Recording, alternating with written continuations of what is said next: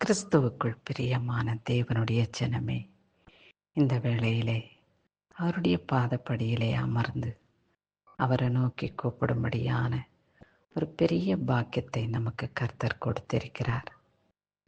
ஏன் நாம் அனுதினமும் கர்த்தருடைய பாதப்படியிலே அமர்ந்து ஜெபிக்க வேண்டும் என்றால், இந்த உலகத்திலே நாம் வாழும் பொழுது நமக்கு பாதுகாவலராய் இருக்கிறவர் இயேசு கிறிஸ்து மாத்திரமே.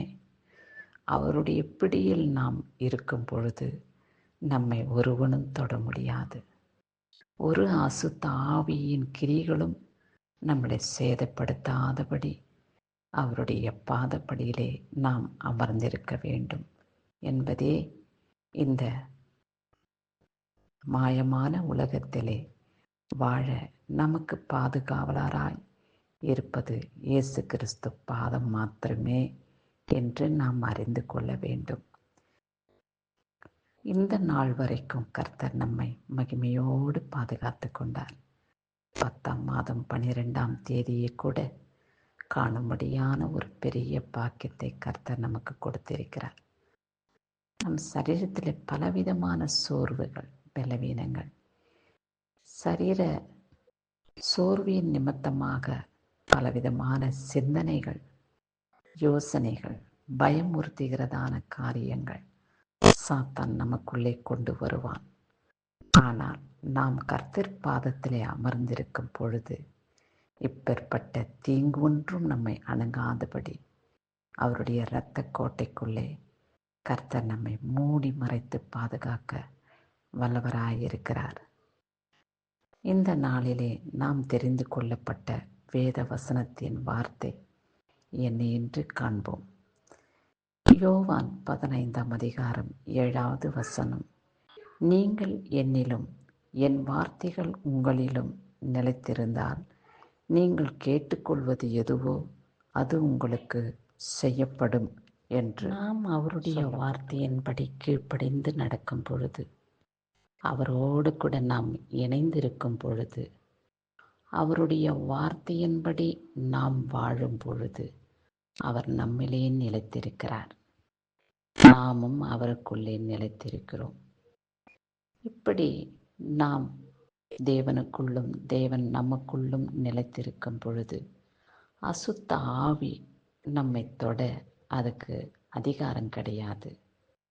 ஏனென்றால் கர்த்தர் நமக்குள்ளே வாசம் பண்ணுகிறபடியினாலே பிசாசு நம் கிட்ட நெருங்க முடியாது.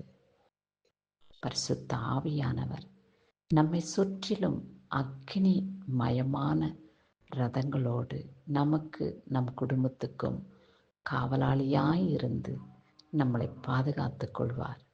அவருடைய மகிமைக்குள்ளே பிரவேசிக்க நம்மை வழிநடத்துவார். இப்பேற்பட்ட பாக்கியத்தை பெற்றுக்கொள்ள நாம் அவரோடு நிலைத்திருக்க வேண்டும். இந்த பூமியிலே வாழும் வரைக்கும் நாம் தேவனை அண்டி வாழ வேண்டும். அவரோடு கூட நாம் நிலைத்திருந்து வாழும் பொழுது பரலோக ராஜ்யத்துக்கு பங்குள்ளவர்களாக நாம் நிலைத்திருப்போம். ஜீவ புஸ்தகத்திலே நம்முடைய பெயர் குறிக்கப்பட்டிருக்கும். அப்படி நம்முடைய பெயர் ஜீவ புஸ்தகத்திலே, ஞாபக புஸ்தகத்திலே எழுதியிருக்கும் பொழுது நாம் மரிக்கும் நாளிலே நாம் செல்ல போகிற இடம் எந்த இடம் என்று உங்களுக்கு புரிகிறதா? தேவனுடைய சன்னிதானத்தில் தான் நம்முடைய ஆத்துமா கொண்டு போய் சேர்க்கப்படும். அப்படியாக நம்முடைய ஆத்துமா இந்த பூமியிலே அலைந்து திரியாதபடி பரிசுத்தமான அந்த தேவ பொக்கிஷத்திலே, தேவ மகிமையிலே பிரவேசிக்க இந்த பூமியில் வாழும் வரை நாம் பரிசுத்தமாய் வாழ வேண்டும். நான் பரிசுத்தர் ஆகையால் நீங்களும் பரிசுத்தராய் இருங்கள் என்று சொன்ன தேவன், இந்த வார்த்தையின்படி நாம் நடக்கும் பொழுது தேவ மகிமையை நாம் பெற்றுக்கொள்வோம். அவருக்குள்ளே பிரவேசிக்க ஆயத்தமாயிருப்பீர்களா? ஆமாம், நாம் அவருக்குள்ளே பிரவேசிக்க எப்பொழுதும் ஆயத்தமாயிருக்க வேண்டும்.